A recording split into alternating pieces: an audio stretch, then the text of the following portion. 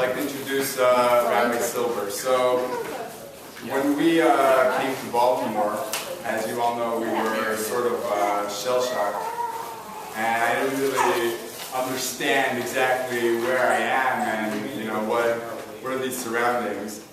And Kadosh Baruch Hu still had Rachamim on me. He sent me by way of Suburban Orthodox. It's funny, just after a few months, I realized that it's around the corner from our house. And one of the first things that happened when I walked into Suburban, that Rabbi Silber came over to find out who I am, and is everything okay? What can we do?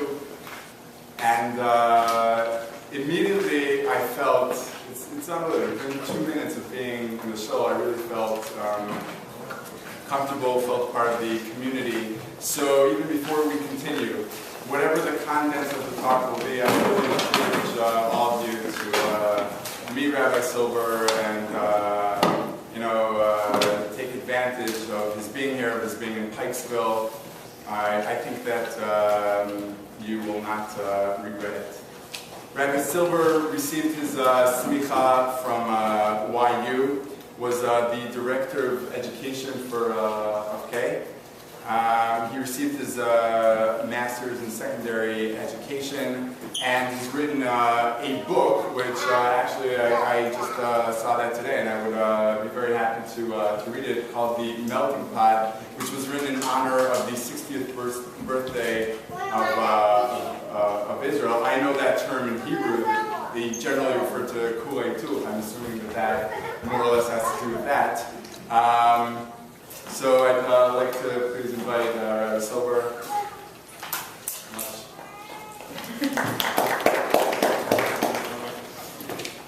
Good evening, everyone. First of all, I really want to thank Rabbi Agency for inviting me, for having the opportunity to talk a little bit with you. I hope you all know how privileged you are to have such a wonderful Torah personality in your midst, who I know works tirelessly to make sure that spiritual needs are met here on campus. And really, it's a pleasure to come here to share with you a little bit of Torah. So, I'd like to draw your attention to what I think is a fascinating episode in the Parsha. So, remember, let's get a little bit of context. So, over the last couple of sections of Parshos in the Torah, what have we read about? Let's go through it. Number one. Alright, we had that a little while ago. In the second book, in Shmos, in Exodus, what are the major events? Yes, the Exodus. Right? That's the first major event. Right? Jews leave Egypt. Ultimately, we have the splitting of the Red Sea. What's next? Next major event? Sinai. Matan Torah. Right? The incredible Sinaitic revelation, whereby literally the people are actually able to experience some type of vision of God, which is something that really never occurred beforehand. And the truth is, the rabbis tell us, won't really occur afterwards. Then we come to this week's Parsha, which is Parshas Mishpatim. So what happens in Parshas Mishpatim? Anyone familiar with it? It's not exactly. I'm sorry? A bunch of laws. The truth is, the primary focus of Parshas Mishpatim is really what we would call today tort law. It really has everything to do with damages. Right? One party damages another, one party's animal damages another party's animal, another individual. It's not exactly the most exciting section of the Torah. It's exceptional. If you're a details person, then this is the Parsha for you. All about details, all about various aspects of law, but again, it stands in stark contrast to the incredible excitement of the last couple of sections of the Torah. But in the middle of all the laws, the Torah says something what I think is absolutely amazing. You look at number 1 on your sheet. We're not going to do everything inside. We'll see, I put a lot more here on your sheet than what we're actually going to cover tonight. But you can look at it on your own afterwards. So the Torah says the following. Hine anochi sholech malach lefanecha. God says to the Jewish people, or actually God says to Moshe to convey to the Jewish people, I'm going to send an angel before you, lishmorcha b'derech, to watch you on the road, la'avi'acha el hamakom asher achinosi, and to take you to the place that I prepared for you. Of course, that place is a reference to what? Israel. Right? The land of Canaan. Hishamem mikmanav. Be very careful with the angel. Ushma mikolo. Listen to him. Al tamerbo. Do not go ahead and disobey him. Because he will not tolerate your wrongdoings, he will not tolerate your iniquities, because my name is within him. Kim shamoa tishma bekolo, listen to what he says, va'asisa kol asher adaber, and do everything that I will say. So the Torah then goes on to discuss, this angel is going to lead you into Canaan, and this angel will go ahead and help you defeat all of your enemies that currently occupy the land of Canaan. Very interesting. What's the problem? What's the problem? Aren't they nowhere near Canaan yet? Okay, so first of all, why are we preparing for Canaan right now when we're not in close proximity to Canaan? Excellent. Good. What else? More fundamental problem. Why does God need a second divine intermediary when he's already working through a human intermediary? Excellent. What's up with the Mach? Why suddenly? Remember, that's why I started out with the context. You know, at the Pesach Seder, there's one refrain, there's one statement that we make in multiple different ways throughout the Seder. And it's God going out of his way to emphasize the point, Ani v'lo malach. The whole point of the Exodus narrative is that the Jew realizes that it was God, and Dafka, not an intermediary, or not one of God's right-hand angelic entities, who took us out of Egypt. And the truth is, God goes out of his way to show that he is one who splits the Red Sea. God goes out of his way to show that he is one who gives the Torah on Sinai. And yet here, seemingly out of left field, God tells us, oh, and by the way, I'm going to go ahead and give you an angel that is going to lead you. So it leaves us with two basic questions. Number one, what's going on over here? Why is the angel coming onto the scene if God was leading us the entire time? And perhaps the more fundamental question, which is what you're supposed to ask every single time you learn Torah, which is,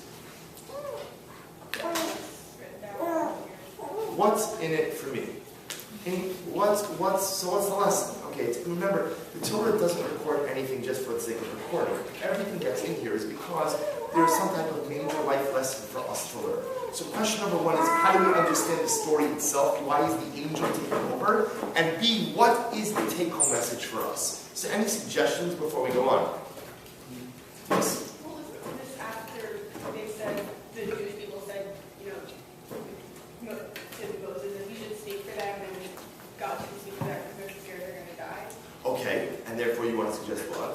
That, therefore, this must be a level of separation. Very interesting. So that's an excellent suggestion. Maybe this is the response to the Jewish people's request. When God begins saying the first of the 2 Ten Commandments, the people say, you know what, it's too much for us. Moshe, you tell us the rest. Maybe this is the recognition that they can't directly interface with God, and therefore God takes a step back, allows the angel to come forward. Good. Excellent. Any other suggestions? Maybe the problem is on Moses. Maybe Moshe is not yet in a position to lead all of them, and he needs. Very, very interesting. Maybe God is sending this angelic intermediary almost as like a mentor or a shadow to Moshe Rabbeinu. Good. What's the problem with that? You already picked him.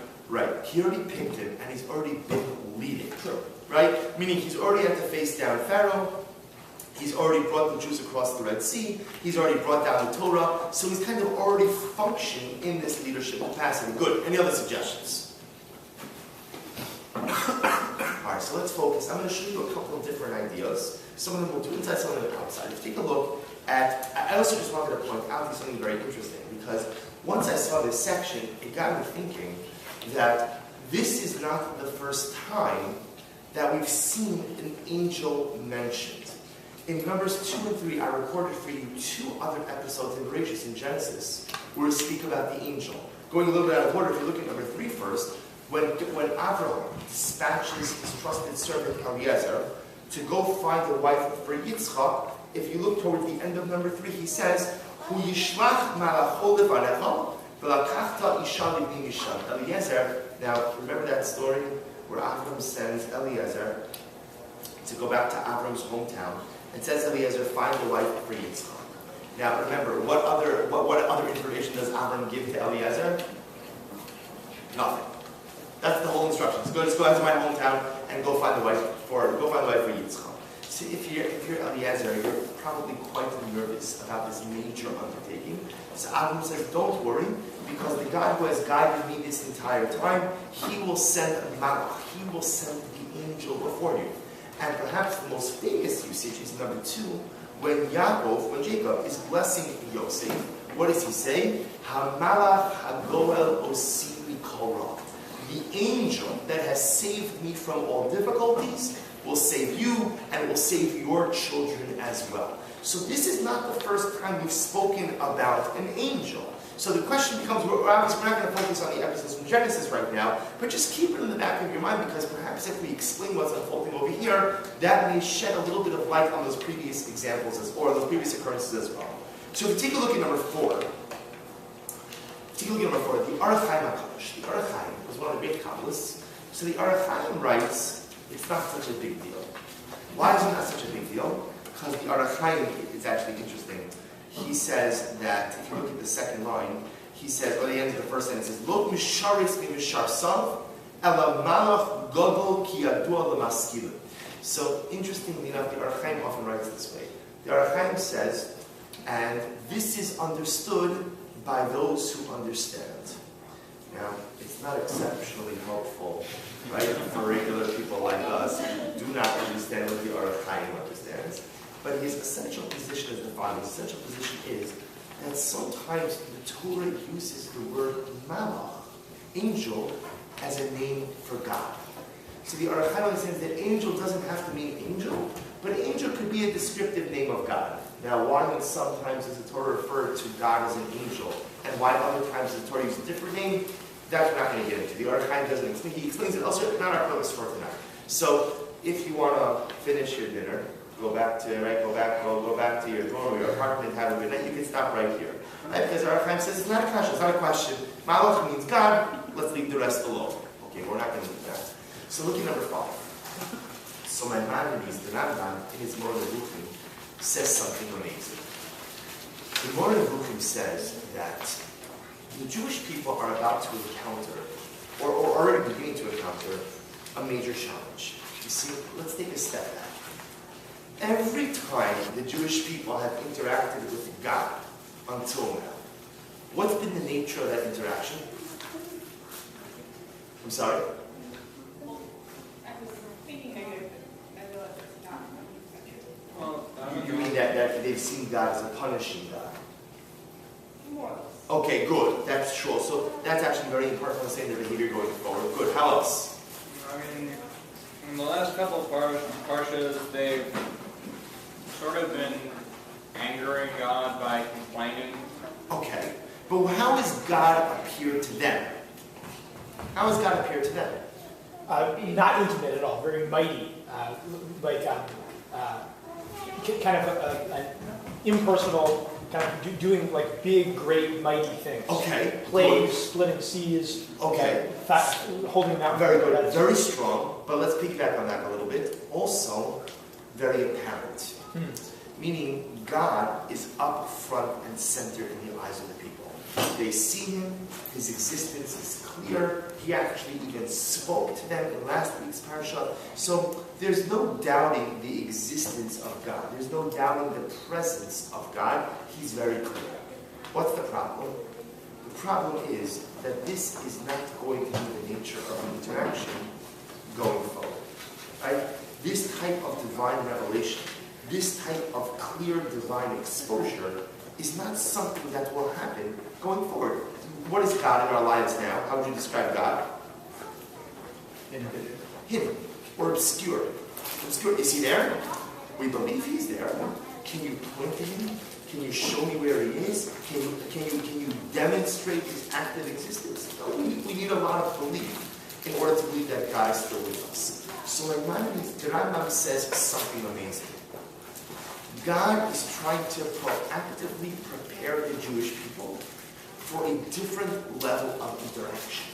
What you've seen by the plagues in Egypt, what you've seen by the splitting of the sea, what you've seen by the Sinaitic revelation, that is not what you're going to see going forward. That's not what life is going to be about. God is going to be much more obscure. And therefore, says the Rambam, that's the meaning. Hine Anochi Sholech Malach Lefanecha. The Rambam says something amazing. You know what a malach is? A malach, says the Rambam, represents the future leaders of the Jewish people. And the future leaders of the Jewish people may not converse with God the way that Moses converses with God. But the people still have to have enough trust that their leaders are conveying to them the word of God. So according to Maimonides, in Mordechai, the guy who perplexed, which you know, of course, the great irony of the Rambam's guide to perplexed is what happens when you learn it. Right? You become more perplexed. It's not a very helpful word. It was probably helpful to the Rambam because he was brilliant. But if you're not brilliant to the Rambam, it's very difficult to sometimes understand what exactly it means. But over here, according to the Rambam, he explains that malach, this word, is code for the fact that future divine interaction will not be marked by the same level of explicit interaction that has been the hallmark of divine interaction until this moment. So in the future, you will interact with a malach. In the future, you won't even hear from God directly. You will hear from an angelic intermediary. Right? That's the Rambam. If you skip a little bit to number 7, I'm just going to tell you some of these outside because I really want to spend just a couple of moments on a few others inside. So if you look at number 7, Rav Shamshon Raphael Hirsch. So Rav Hirsch was one of the great Torah luminaries in pre-war Germany. So Rav Hirsch says something amazing. Rav Hirsch says, well, let's read it inside for just a moment. He says by 7a, Hine Anochi Sholech Malach. We have already remarked on Hamalach HaGoel that the term Malach does not necessarily imply an individual, a human or superhuman creature, but may also be used for any contrivance which God arranges for some special purpose. Or according to Rav Hirsch, the word malach means circumstances by which God causes something to happen. Now, I want you to contrast two things. Remember, the first approach we had tonight was the Arachayim. According to the Arachayim, what's the definition of a malach? God. Rav Hirsch is not saying that. Rav Hirsch is saying malach means something bigger.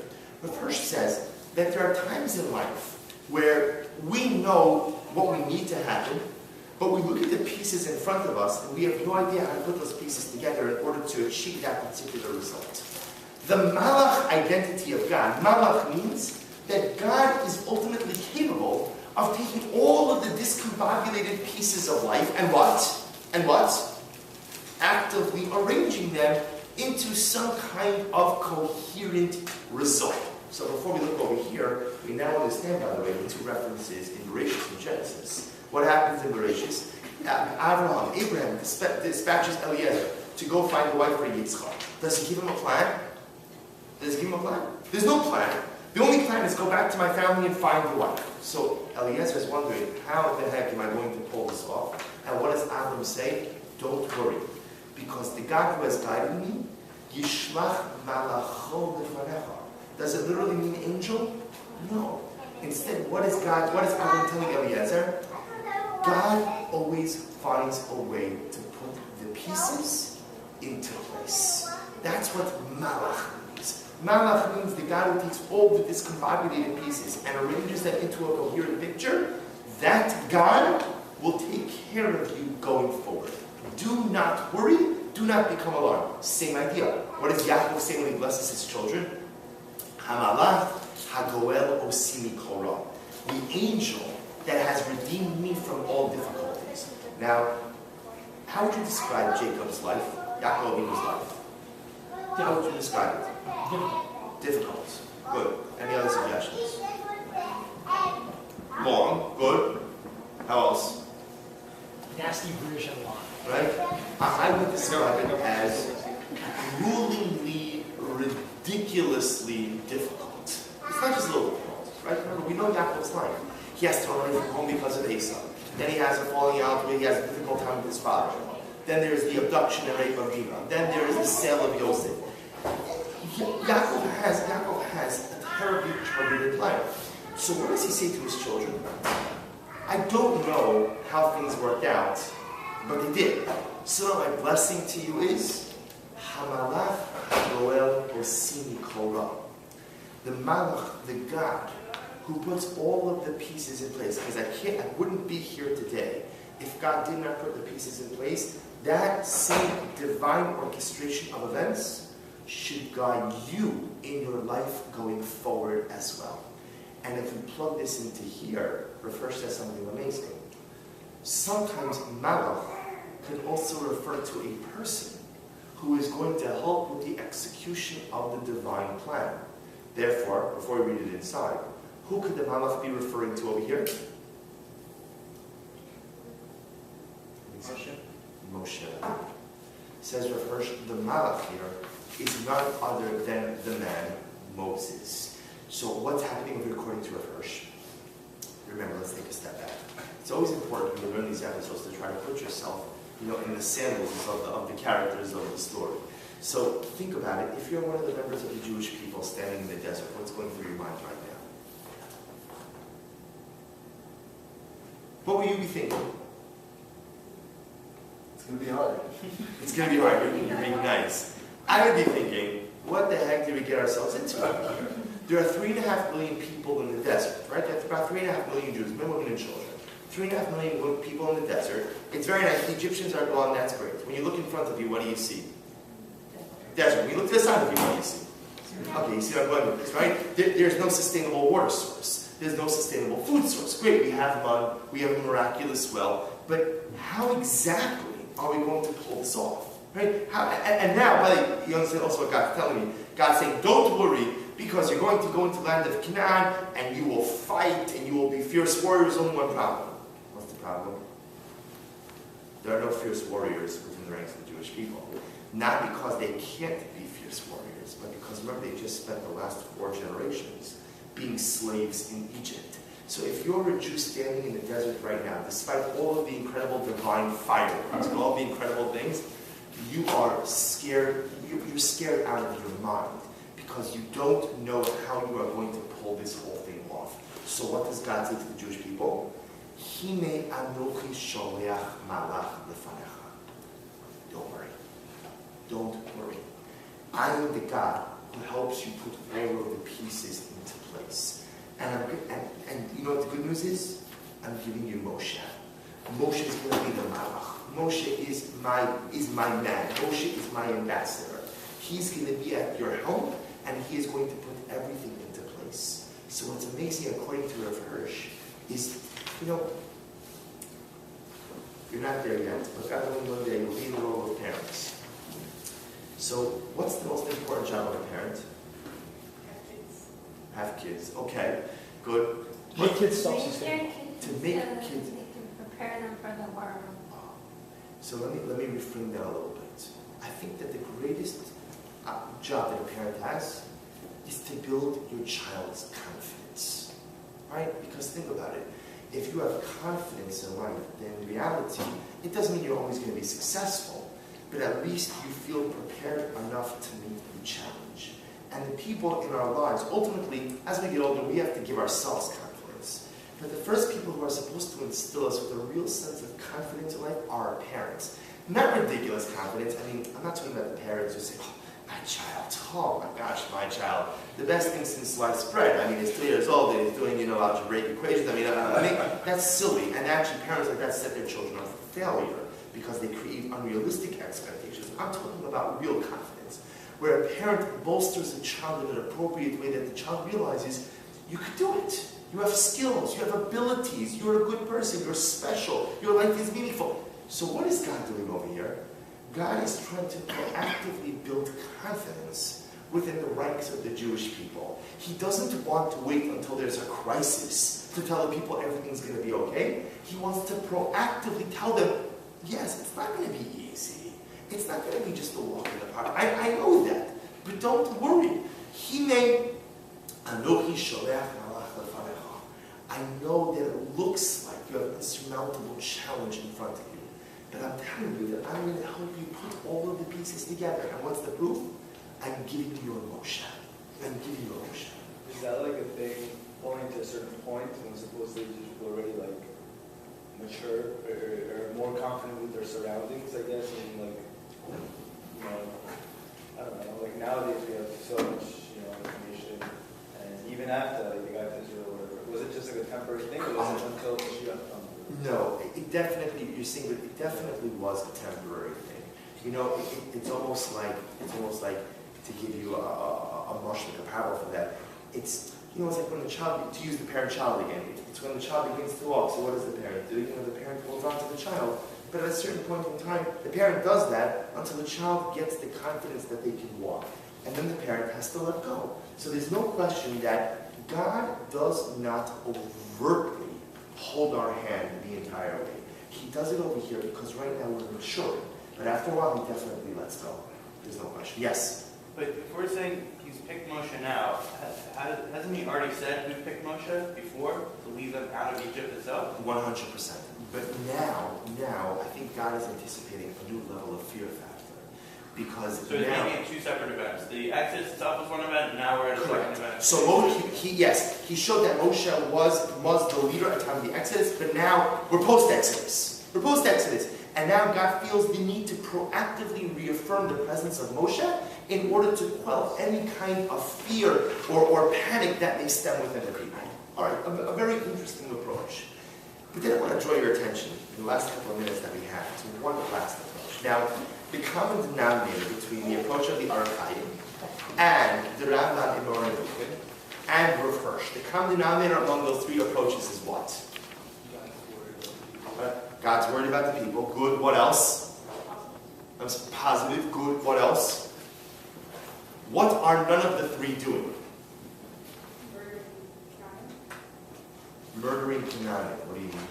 Like, we're not talking about military leaders. Okay, good. What else? Think about textually. What are none of them doing? No one's interpreting Malach as how?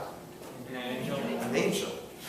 Right? It's interesting that everyone is bending over backwards to show that Malach means something other than an angel. So, but if we're going to be textually honest, we have to try to understand, we have to at least take into account the fact that the Torah, when it says Malach, may actually mean what? May actually mean an angel. So in fact, it could just mean Malach, whatever Malach means, like angel is the translation of angel. Alright, so that's true, and that's good, because that's clearly where the Archaim, the Rambam, and Rav Hirsch are coming from. They're like, just because we translate Malach as angel, right, correct, doesn't mean that that has to be the definition of the word. But, if we're honest, the overwhelming majority of time that the word Malach appears throughout Tanakh, we do translate it as angel, which has to account for something. So I would just suggest that if we want to look at this pasuk in a textually honest way, we should at least give a little bit of time to the possibility that maybe Malach actually means angel. And in fact, if you look at number 9, the Medrash actually says this explicitly. The Medrash actually writes, Hine anochi sholech malach. What does it mean I'm sending an angel? Amar HaKadosh Baruch Hu LeMoshe, Heim mi sheshamar es ha'avos, hu yishmar es ha'banim. The Medrash says something I think is absolutely astounding. That God says, I'm going to send you an angel. And which angel? The same angel that watched over the patriarchs is the same angel that will watch over you. So what does the Medrash mean, the same angel that watched over the patriarchs? So what does the Medrash go on to quote in number 9? The same exact psukim, the same exact verses that we quoted in number 2 and 3. The pasuk by Avraham and the pasuk by Yaakov. So the Medrash goes with the literal understanding here that Malach actually means Malach. That Malach actually means angel. Interesting enough, we're not going to do it inside, but the commentaries actually go so far as to identify the particular angel that was going to lead us. So in Ibn Ezra, in number 10, the Ibn Ezra writes that it's Michael, one of the right-hand angels of God. In number 11, the Gemara actually says it's Metatron. Again, we could give a whole class just on who are these particular angels and what's their particular identities. We're not going to do it. I'm just pointing out that you see there is another school of thought that takes it so literally that it's not just an angel, but we're actually going to identify a particular angel. But I want to draw your attention to number 13, because Rashi comes along and says something amazing. Again, going with the approach that angel literally means angel, Rashi says, Hine anochi sholech malach, kan nisbasru sha'aside lachto. God here is foreshadowing the fact that they are going to sin. Ushchina omeres lahem, and God Himself will say to the people, Ki lo e'eleh b'kirecha, that I will not live within your midst. What event is Rashi referring to over here? Anyone know? What event? Calf. The sin of the golden calf. Very good. What happens after the sin of the golden calf is... I'm sorry? Yes, so the chronology of this is also subject to incredible dispute. Here, what you have to say according to Rashi is, remember, Matan Torah is an event that spans a certain amount of time. So you have to say that these laws were being given to the Jewish people before Moshe Rabbeinu went up. Then, after he gives them the laws, and after this section is said, that's when Moshe goes up. And when Moshe goes up, that's when the whole miscalculation occurs and the sin of the golden calf actually comes about. So according to Rashi, what's happening in these verses is a foreshadow. God is telling the people, God is Moshe telling people, that they're going to sin through the golden calf, and the sin is going to be so severe that God Himself is going to have to withdraw from the people, and God replaces Himself with an angelic intermediary who will then go and lead the people. What's the problem with this? No reason a lot of problems. But I haven't heard of this thing. I'm sorry? Well, Yeah, good. Say it again. why haven't we heard of this thing? Okay. So if indeed God is replacing the angel, why did we have it here? Hold on to that for just a moment.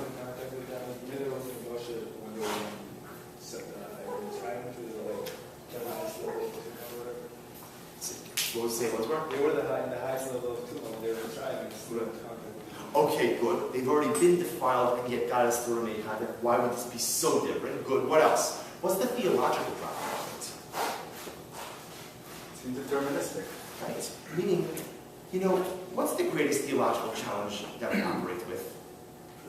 Free will. Right? Because on one hand, if you believe in an omniscient God who knows everything, so if He knows everything, then He already knows what I'm going to do in 5 minutes from now. If He knows what I'm going to do in 5 minutes from now, then what? Then do I really have free will? So it's interesting. The Maimonides deals with this in the laws of Tshuva.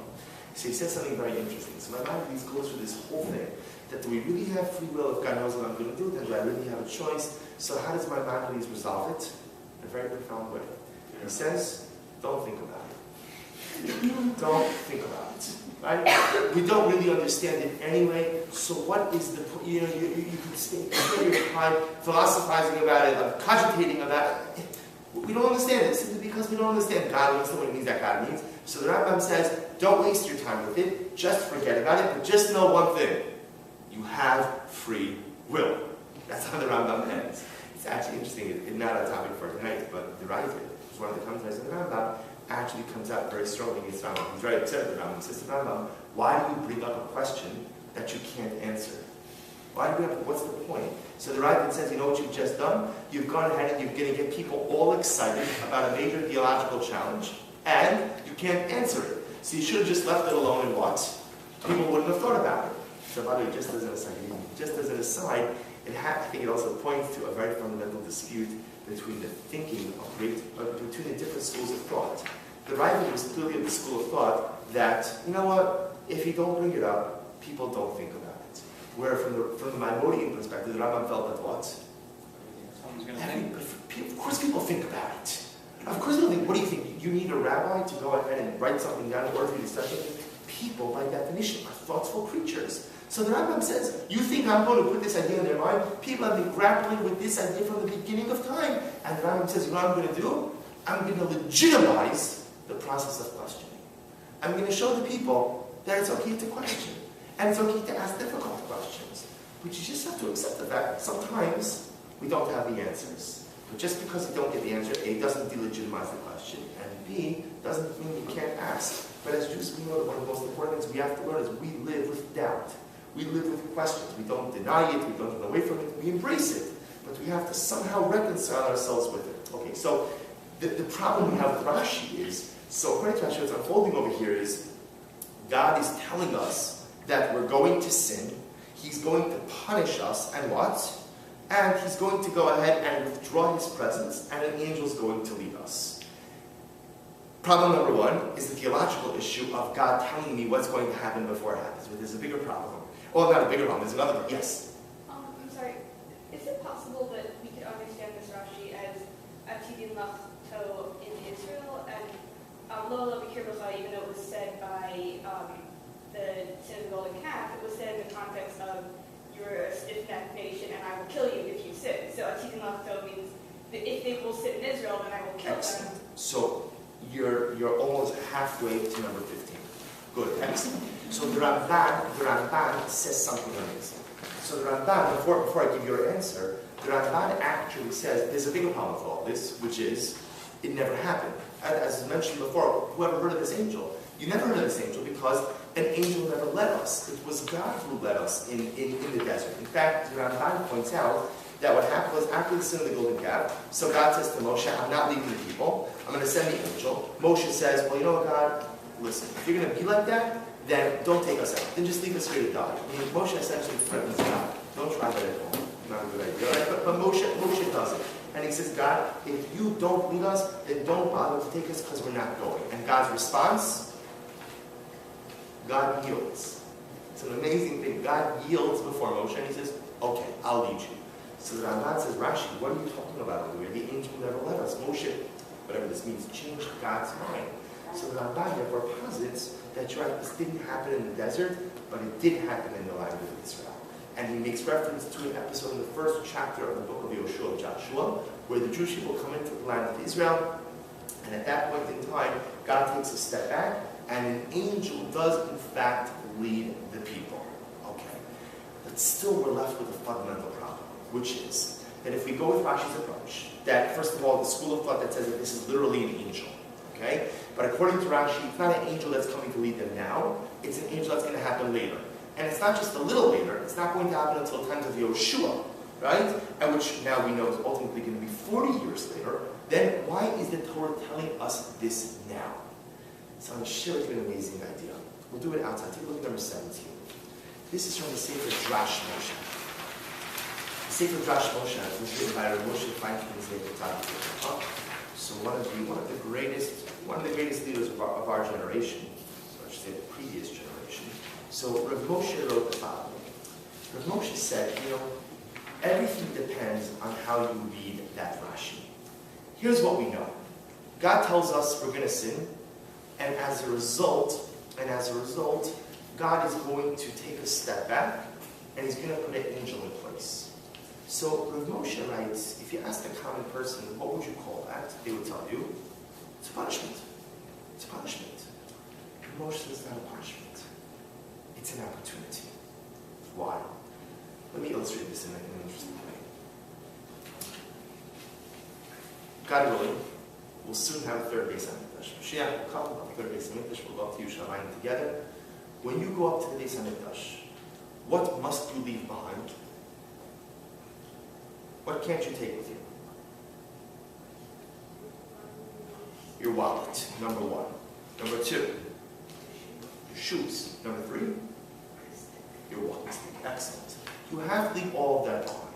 What's the common denominator among those three things? Things which support you. Things which support you. They represent human confidence, right? When you have shoes, so the truth is you can walk wherever you want to walk. You don't have to worry about what's on the ground. When you have a wallet, you have money, you have financial security. Your stick steadies you on the ground. Why do you have to leave all of those behind? Because when you are in the presence of God, you are humbled. When you are in the direct presence of God, man realizes that he doesn't stand on his own 2 feet. And when you are in the direct presence of God, the expectations are much greater, which is why that when even the smallest infraction is committed in the presence of God, what happens? What happens? It kills you. I was going to say a little bit of sugarcoating, but yeah, we see this where in the episode in Parsha Shmini, where the two sons of Aaron, Nadav and Avihu, commit what would appear to be a relatively minor infraction of bringing an additional incense offering, an Eish Zarah, and they're stricken down immediately. So why such a severe punishment? Well, it makes sense because when you are in the direct presence of God, the expectation for near perfection is much more pronounced. So says Rav Moshe something amazing. God understood that we're going to fail. Why does he understand that we're going to fail? It's for human. He created us. Because he created us. Right? God knows the plan book because He wrote it. So God knows that we're going to fail. Well, here's the problem. If you fail in the presence of God, then what? If you fail in the presence of God, then you don't necessarily have the opportunity to get back up. So what does God do? If God knows we're going to fail, and He accepts the fact that we're going to fail, He also has to do what? He has to create the framework that allows us to get back up and try again. But here's the inherent anomaly. What do we want more than anything? On a theological level. What spiritual, what do we want? Right? To be in Olam Haba, but we want Olam Haba not in death. We want Olam Haba here, right? We want to be close to God. That's what we want. What does God want more than anything? Right? To be close to us. So it's an amazing thing. We want to be close to God. God wants to be close to us. But in that closeness is an inherent danger. What's the danger? That if we live in constant proximity, if we're constantly lifting Hashem, constantly in direct presence of God, then when we fail, which we inevitably will, the stakes are so much higher, and the ability to rebound from that failure may not be within reach. So what does God do? God makes the ultimate sacrifice. You know what the ultimate demonstration of love? Love is a very misused word, right? People love their parents, but they love pizza, right? I love my spouse, but I love football. So the word unfortunately is very tarnished. But what's the ultimate? How do you demonstrate love for another person? What's the ultimate demonstration of love? Right? When you go ahead and you do something for that person that is not in your best interest. That's love. That's love. It hurts me. It's not.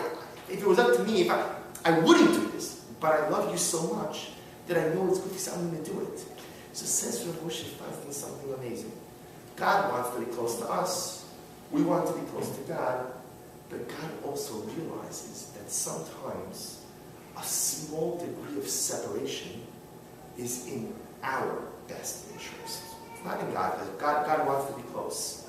But if He knows that we're going to fail, and if He accepts the fact that we're going to fail, He wants to give us the chance to get back up. The chance to get back up can only be accomplished how?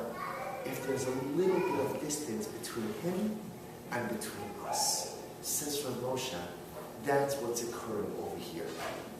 Hine anovi sholeach malach lefanecha. It's not God simply telling us that we're going to sin.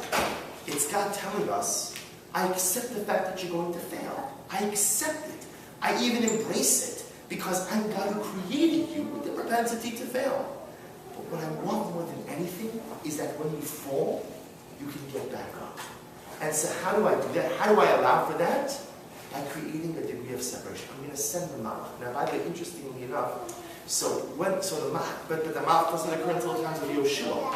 If we combine a couple of approaches, and if you understand, like Rav Hirsch said, that Malach could mean circumstances. So what God is really telling us is, I accept the fact that you're going to fail, I embrace the fact that you're going to fail, and I want to give you the opportunity to get back up. How do we accomplish that?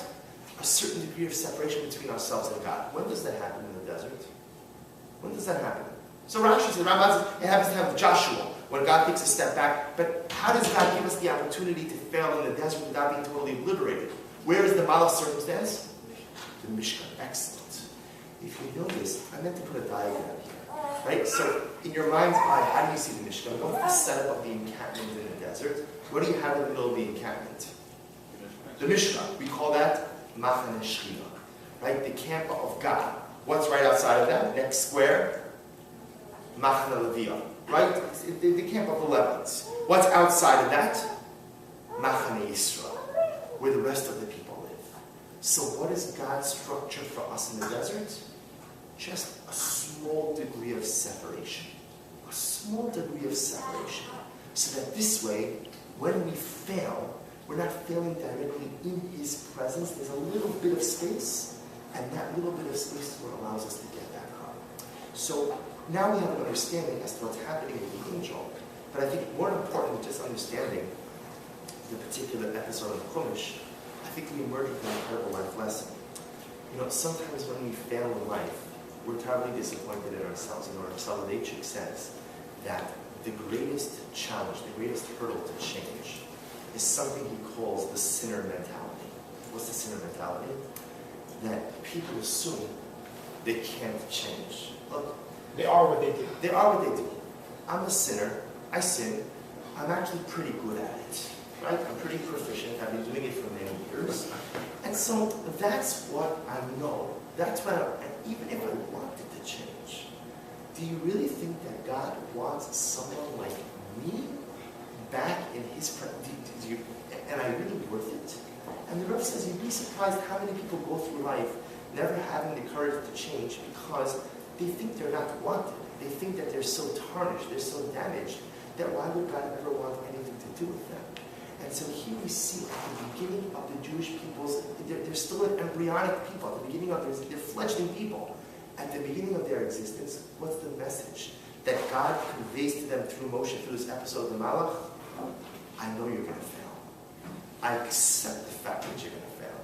I embrace the fact that you're going to fail because I created you that way.